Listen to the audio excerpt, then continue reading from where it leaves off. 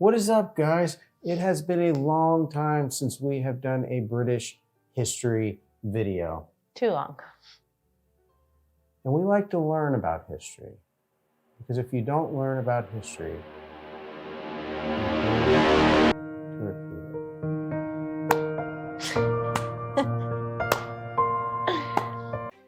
no, guys, we have a cool video. We are going to watch. Let me start back. Let me bring back for a second. So we just did a video of doing baked potatoes, jacket potatoes, right? And underneath one of the comments, somebody said, well, that's a common thing we do on November 5th, but probably with a British accent, but not with a British accent because he typed it. So anyway, I'm like, what is November 5th? Because we are not the experts of the United Kingdom, hence why we have this video.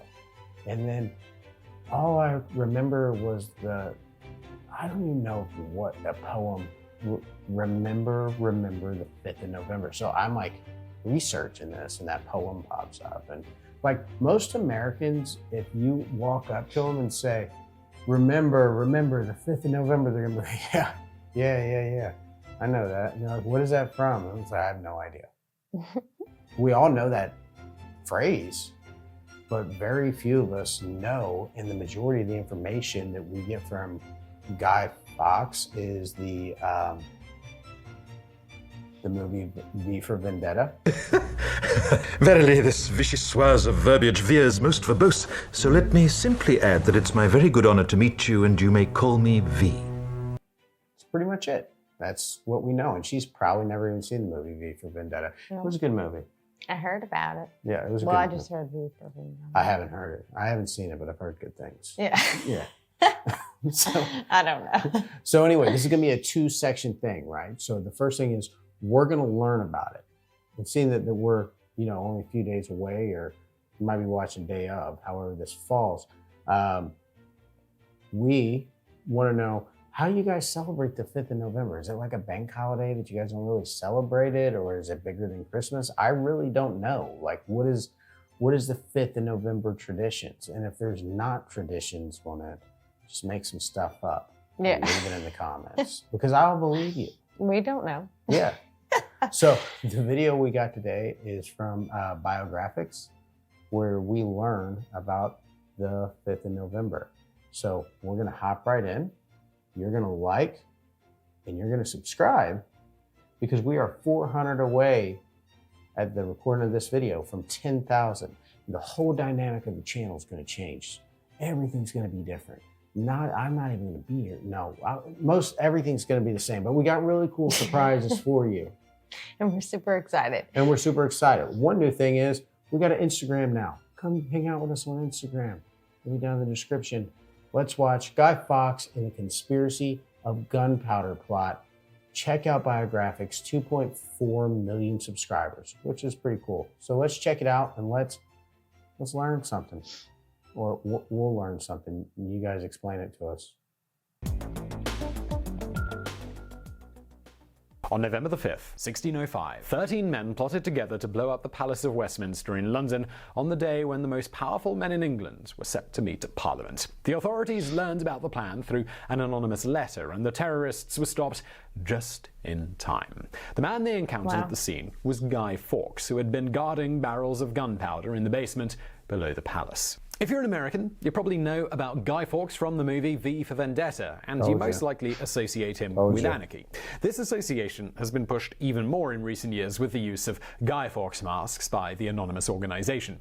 If you're from the UK, you already know about Guy Fawkes Night, which is celebrated every November the 5th with a bonfire and fireworks. Nearly everyone has heard of the famous gunpowder plot, but few people...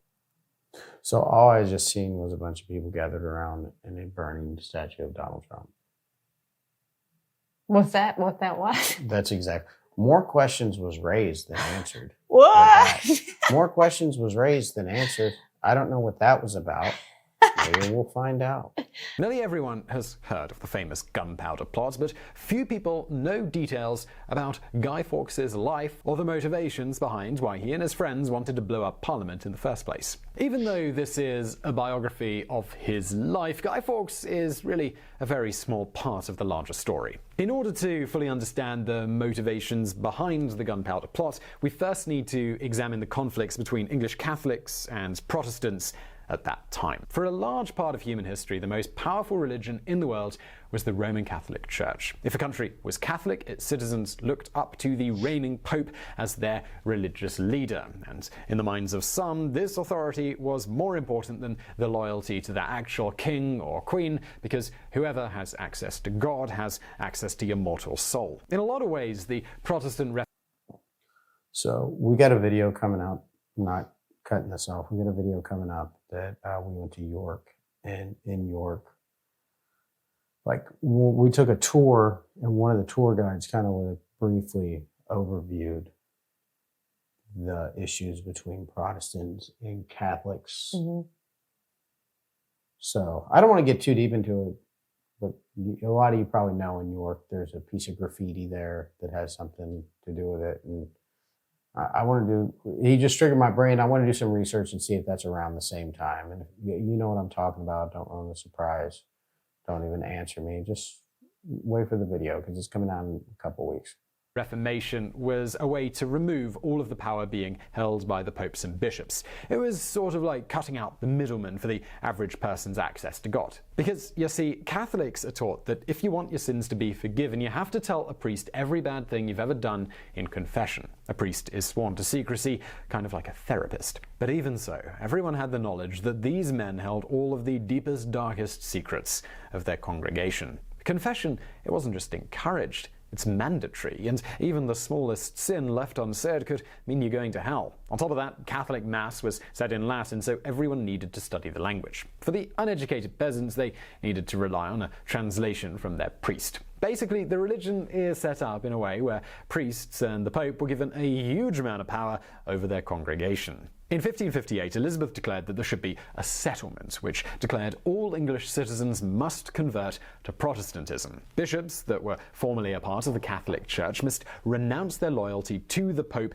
if they wanted to live. It was now mandatory for every English person to go to Protestant church services every Sunday, and they were taking attendance. If anyone missed one too many services, they were fined or even sent to jail. Wow. After hearing about this, Pope Pius V excommunicated Elizabeth from the Catholic Church. In 1570, he commanded a papal bull that encouraged all Catholics to depose her. Basically, this meant that they should no longer be loyal to their queen. Here's the thing about, I feel about, churches with power, right? And, England's, the UK in general is probably just a perfect example of this. And keep in mind that I am a Christian. But it is very hard to have a person in power who is, how would I word this, to do God's will instead of having a person in power, which is more often the case, who does their own will and wants and uses God as their excuse, uses God as the reason why they're doing it. And that throughout history, because no matter how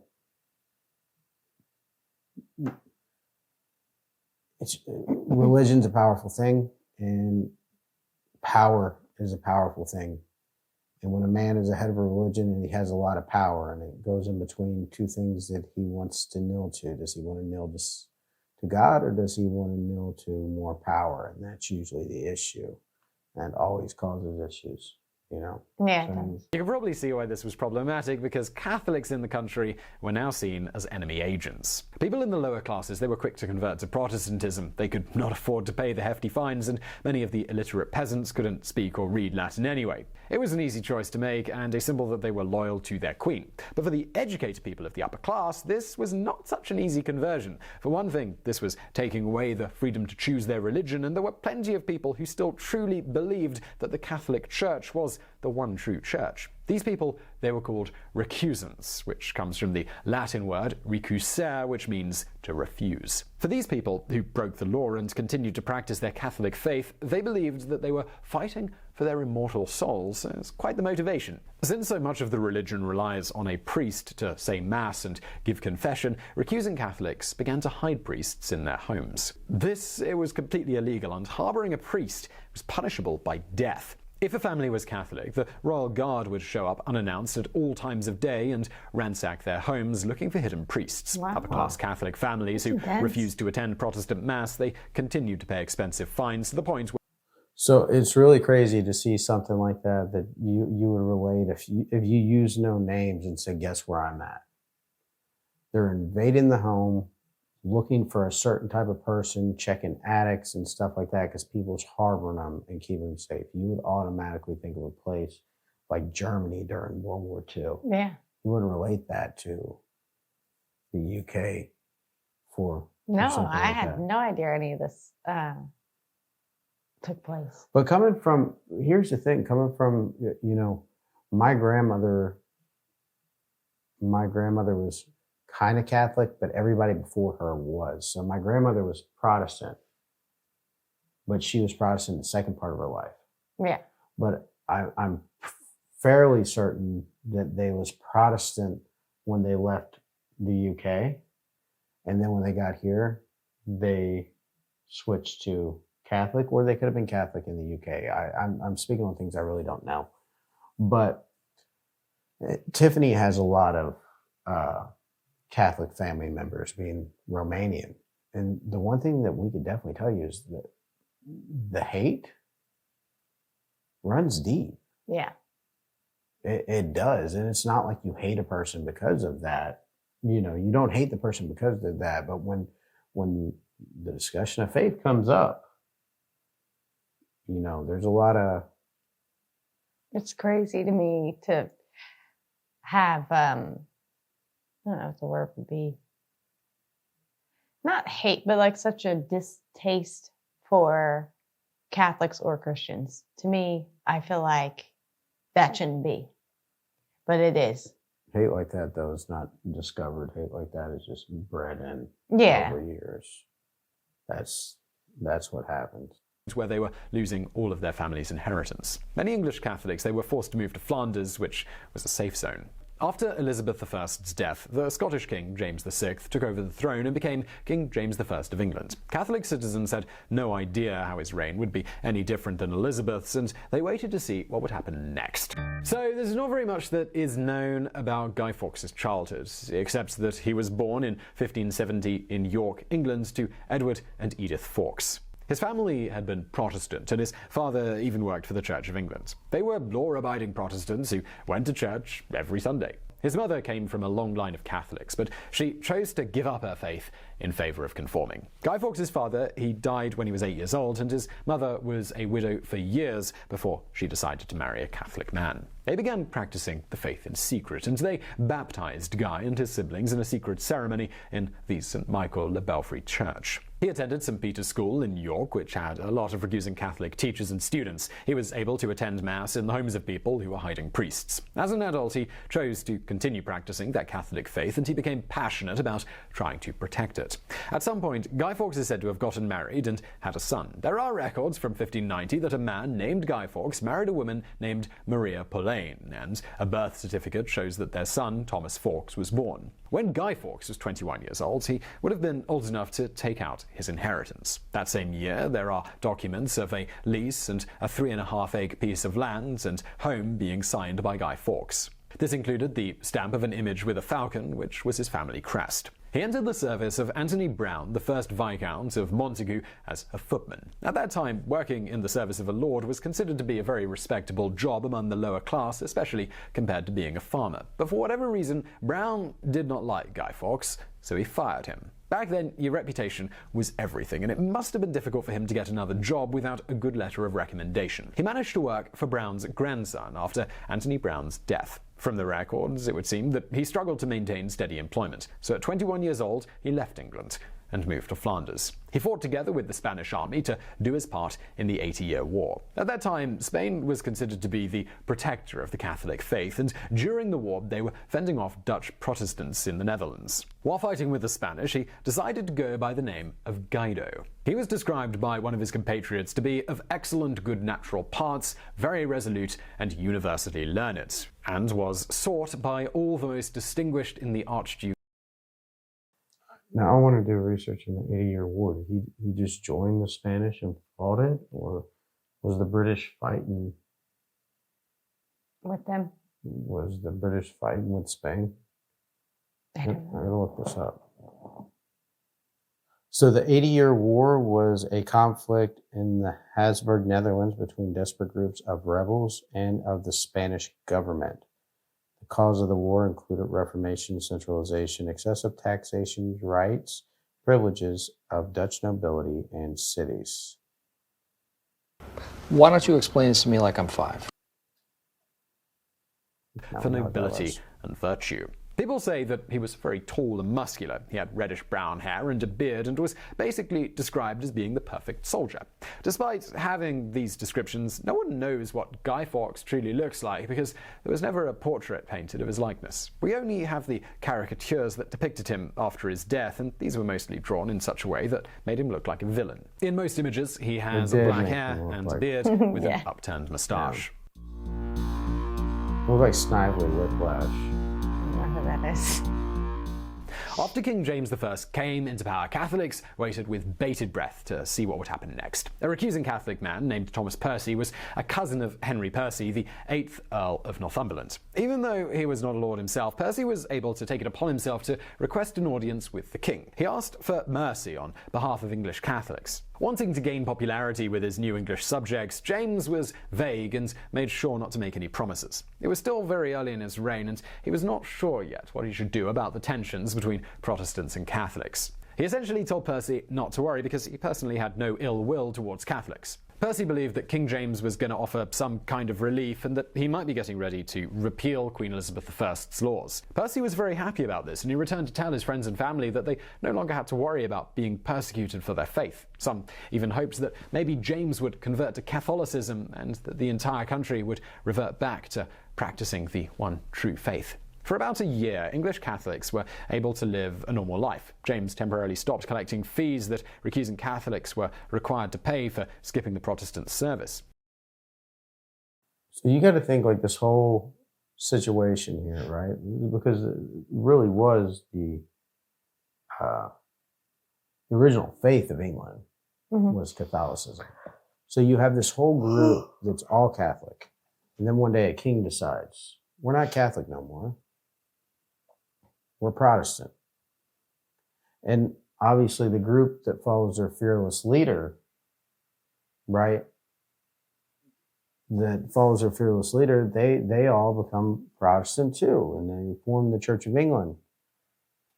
But then you have the people there that you'd be like, these are the natives, the native religion of the land. And you know, we watch this, but like, I've heard stories since we started this channel, like we're doing British stuff, you know, about like J.R.R. Tolkien. There's tons of stories.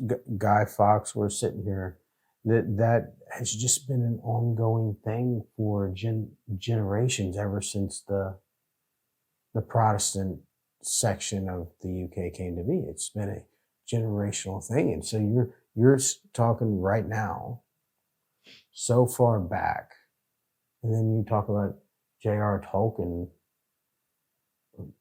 was he 19 turn of the century? I mean, this is generational. It's just amazing that this has just been a constant thing in the UK for that long.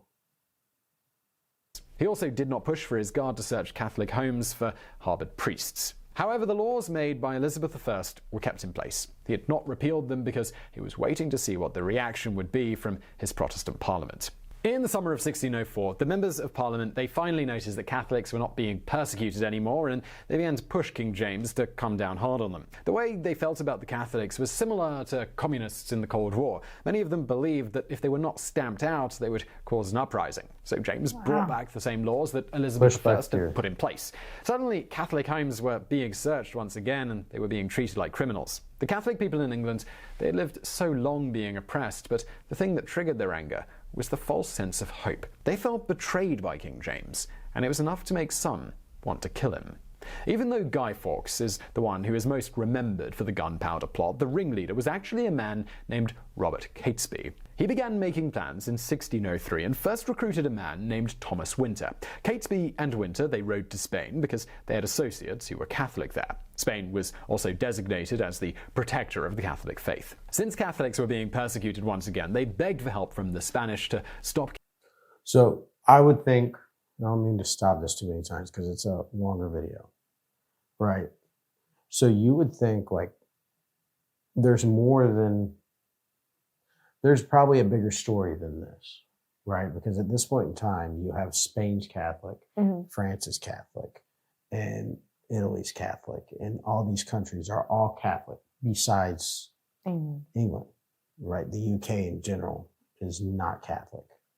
And the one key leader in there would be the Pope. So the Pope runs this centralized power through pretty much all of Europe, besides England. So you would I would assume, and guys tell me if I'm wrong or not, that I would assume that a lot of this stuff, when they say it's backed by the Catholic Church, a lot of this stuff maybe not crossed the Pope's desk, but this is something that's like, my people's being persecuted. That country's not really paying us anything, because at the end of the day, there was a point in time in Europe that the Pope was the final say of Europe. Yeah. You know what I mean? Everybody was Catholic. They followed the church, and the leader of the church was the Pope. So you're not saying that the Pope, was making, well, you'd say he influenced laws. I would say he was a very, very strong influence, like, the Crusades. It was a very strong influence throughout Europe. Stop King James from killing their people. However, the Spanish, they were not interested in getting involved. Denied. Catesby and Winter, they returned to England and decided if they were going to find someone to help, it would have to be at home. The people they found were John Wright and Thomas Percy. Winter had gone to school with Guy Fawkes, and he seemed like the perfect candidate to help them out with the plot. After all, Fawkes had plenty of experience fighting in Spain, and he knew a lot about gunpowder. Fawkes was smart, and he knew how to stay cool under pressure. In May of 1604, the five men were spotted together at London's Duck and Drake Inn. They whispered about their plot, and they swore an oath of loyalty and secrecy. The group was biding their time, trying to figure out the finer details of the plan as time went on. Thomas Percy had the resources to purchase a property in London that was very close to the Palace of Westminster. Guy Fawkes began to live with him, posing as a footman named John Johnson. This way, they'd never seem out of the ordinary to anyone who witnessed them around town. At that time, it was not uncommon for men to buy gunpowder, especially if they planned to sail overseas. They needed the powder to use their guns and cannons and defend themselves from pirates. The only problem was that they'd need to buy small quantities over a long period of time in order to not raise suspicions. Guy Fawkes would use his connections to slowly gather a cache of gunpowder barrels that were left over from ships entering the harbour and bring them back to Thomas Percy. At the time, the Palace of Westminster had a collection of smaller buildings. Lords and members of the upper class would come and go from these buildings on a regular basis without being stopped by security. The rules were very relaxed, and it was actually easy for Thomas Percy to rent a storage space in the basement below the palace, claiming that it was for his cousin, the Earl of Northumberland, to store firewood for winter. The day of Parliament kept getting delayed, and the group of conspirators grew from 5 to 13 men. Unfortunately for them, though, the extended time, combined with the greater number of people who were being told about the plot, meant that it was far more likely that the secret was going to get out. A Catholic man named Lord Montague was preparing to be present at Parliament. a masked man handed a letter to one of Monteagle's servants, and it was presented to him immediately. It said, "My lord, out of the love I bear to some of your friends, I have a care for your preservation. Therefore, I would advise you, as you tender your life, to devise some excuse to shift your attendance at this Parliament, for though there be no appearance of any stir, yet, I say, they shall receive a terrible blow." Even though it was late at night, Lord Monteagle quickly told his servants to ready the horses so that he could deliver the letter to Robert Cecil, the spymaster and Secretary of State to King James. Historians have debated over the theories of who actually wrote the anonymous letter. It could have been one of the 13 conspirators. It may even have been Monteagle himself writing a fake letter after hearing letters through the Catholic recusant grapevine. He was awarded £500 per year for it. So I had to stop this because I'm getting excited in my brain. But I have this excitement about the UK just in general, that just like where we stayed in London. It's like, what history? I say this so many times in our videos, like, what history do you want to explore? Because people ask us and they're like, well, what kind of history is there? I'm like, what type of history? Because I get super excited when we talk about London. And me and her walked. I have video and stuff of us walking by the Elizabeth Tower. Hey, I think it's called Big Ben. There's the big house. And I'm looking at Parliament, and the entire time I've not registered in my brain that this is Guy Fawkes. This is where Vendetta.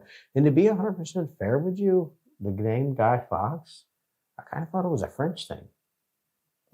I know nothing about this. That's why it seems like I'm very quiet in this video, because I'm trying to listen, but then I get this overwhelming form of excitement to sit there and think to myself, hey, I stood there. It's like the UK history that changed the course of time happens within 100 feet of each other in the UK. It's like right here is Guy Fawkes, over there where Shakespeare did his plays, over there is where we invented the King James Bible. It's, everything's there. Yeah. Everything that it just happened there. Loyalty to the crown. Back then, that was a small fortune. Even more historians believe that it was Robert Cecil. He was the spymaster after all, and some believe that he knew about the Gunpowder plot for a long time and orchestrated the entire scene to make himself seem like the hero. On the 4th of November, there was an extensive search of the Palace of Westminster. At first, they didn't find anything that concerned them, and they were beginning to believe that the letter was a hoax. But later that day, it was brought to the Royal Guard's attention that there were cellars underneath the palace that had not yet been searched. A royal official named Sir Thomas Knivett was told that one of them was being used for storing firewood, so he led a group of royal guards to search the area. When they arrived, they found Guy Fawkes guarding the firewood. Instead of wearing the clothes of a watchman, Fawkes was dressed in his riding boots, spurs, hat, and cloak, as if he was getting ready to jump on a horse at any moment. They moved the wood piles aside to reveal 36 barrels of gunpowder. The royal guards searched him and found a box of long matches. Fawkes, he was immediately arrested. On November the 6th, King James wanted to meet Guy Fawkes face to face. He interviewed him, asking if he had any regret. He genuinely wanted to know how anyone could be so ruthless and be willing to kill so many people, even the young children who would have been present at Parliament. Fawkes said that his only regret was that his plan had failed. Wow. Fawkes still called himself John Johnson, and he refused to give up the names of his co-conspirators.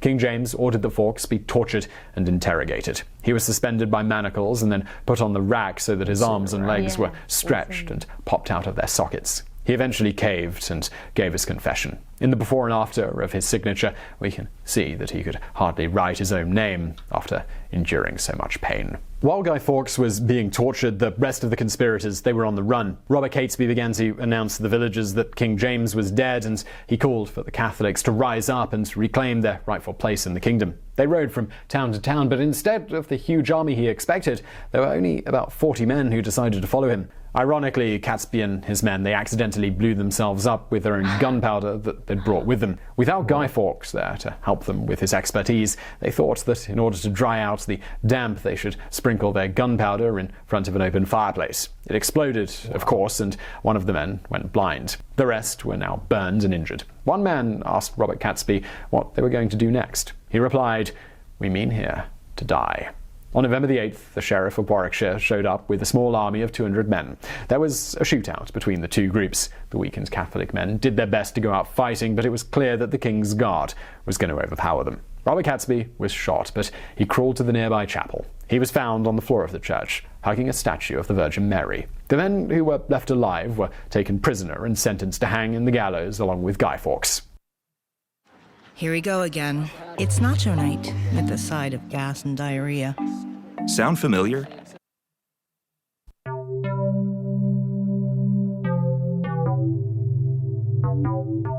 On the 31st of January 1606, Guy Fawkes and his fellow conspirators were found guilty of treason, and their punishments would have been to be hanged, drawn, and quartered. This meant that a man was dragged through the streets before he was hanged in the gallows. But just before he was about to choke to death, they would let him go. As he gasped for breath, they would dig a knife into his stomach and pull out his entrails. Then they chopped off his arms and his legs while he was still alive. Then the 4 quarters of the body were taken to the 4 corners of England. As Guy Fawkes stood in the crowd, King James declared that these Catholic traitors were trying to blow up the entire island of England. This would have been physically impossible, of course, but it was enough to make the people extremely angry. They were screaming and booing, calling him a traitor. Before they could torture him, Guy Fawkes jumped, breaking his own neck. Even though he was not alive to feel the pain, they still went through with cutting his body apart into pieces. The Gunpowder plot had very nearly succeeded, and if it were not for an anonymous letter, Guy Fawkes may have actually succeeded at lighting the fuse. If the barrels of gunpowder had exploded, it would have been powerful enough to bring down the palace and nearby buildings. It would have killed the king and the princes, as well as some of the most powerful noblemen in the country. This would have left the throne to James's daughter, Princess Elizabeth. They had hoped that since she was so young, she would be easy to manipulate as a sort of puppet. Many believe that Robert Catesby would have eventually gotten more Catholics to follow him, and this would have erupted into an English civil war. After this incident, Parliament passed the Thanksgiving Act of 1606, which was a law that English citizens must pray and give thanks to God that the terrorists did not kill the king. That day became known as Guy Fawkes Night, or Bonfire Night, and it's celebrated every year on November the 5th. People usually celebrate by building a large bonfire and burning life-size dummies of Guy Fawkes. There is also a fireworks show to symbolize the explosions that never happened. Since then, everyone has always remembered the 5th of November. A lot to unpack right there. Yeah. Yeah. That's like a lot. So the first question I'm going to ask, and I feel like this is an obvious question, might come off a little bit inappropriate maybe, but I'm guessing this is just a Protestant holiday, or is this everybody now? Does the Catholics celebrate this, or does that does it matter anymore? And it's like a federal law to celebrate it. Mm-hmm. Yeah, so like I wonder if the Catholics do celebrate it, where it's like kind of like a celebration of their failure. And is there buckets at the 4 corners of the UK that is just from people being hung, drawn, and quartered? I don't know. It's a good question. There's a lot to think about right there. And I kind of made this joke at the beginning of this, saying, you don't learn from history, you're doomed to repeat it. And you see a lot of stuff in this video that still happens today. Mm-hmm. Maybe not to that level, but sometimes to that level. Religion battles go on all the time. Sometimes. And it's weird. I'm not gonna lie to you, it's a weird holiday. It's a holiday to remember what could have been. Yeah, it's a holiday to celebrate that it didn't happen. I know that, but it's like such a weird holiday because it's like we're celebrating, like we celebrate the 4th of July, which would be the closest celebration that would be similar to them, right?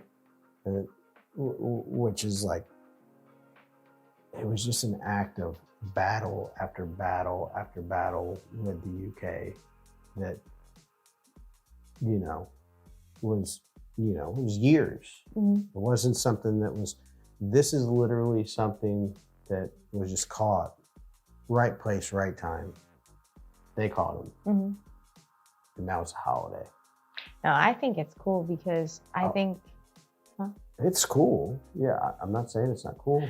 I think it's cool because to me, I think more stuff like that does need to be celebrated. Not against Catholics or Christians, nothing to do with that. Just the fact that how many times, like in our own lives, does stuff go on that like we were just so close to something so bad. It's like the You know, like it needs to be appreciated.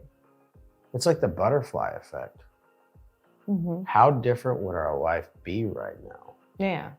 Like everybody's life, because that's still far enough back in time that that would affect a lot of people. Mm-hmm. That would affect the direction of the UK in general, in which the UK in general has a lot of has had a lot of control going through with a lot of places around the world.